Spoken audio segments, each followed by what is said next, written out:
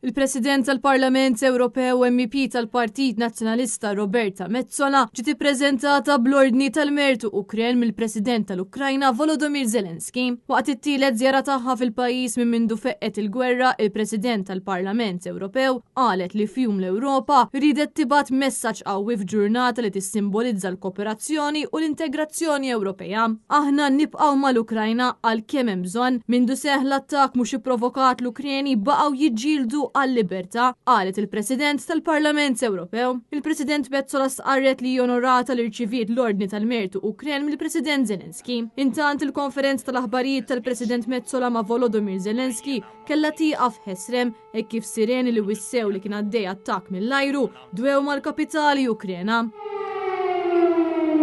How are you feeling, Roberta? I'm all right. And as you say, it's Europe Day. Look at this.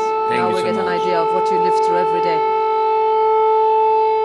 Huma ġew skortati lejn shelters fil-viċin. Matul iż-żjara tagħha l-President Metsola indirizzat lill-Parlament tal-Ukrajna fejn tenniet li l-Parlament Ewropew qatt mhu se jirrepeti lil post l-Ukrajna u fl-Unjoni Ewropea. Il-President Metsola qalet li l-Ewropa dejjem se tkun fuq in-naħa tal-Ukrajna. Roberta Metsola enfasizzat il-ħtieġa li tiġi msaħħa id-determinazzjoni tal-Ewropa biex kull tifel u tifla Ukrena jinġibu lura lejn il-familji tagħhom lura lejn djarhom. Is-sejħa tagħha tasal kif madwar 20,000 tifel u tifla ġew milquta minn deportazzjoni u trasferiment illegali minn żoni okkupati tal-Ukrajna mir-Russja. Id-diskors tagħha ntlaqa b'applaws kbir mid-deputati Ukreni. Il-President Metsola ingħatat ukoll dottorat onorarju mill-Università Nazzjonali ta' Kiev Taras Shevchenko.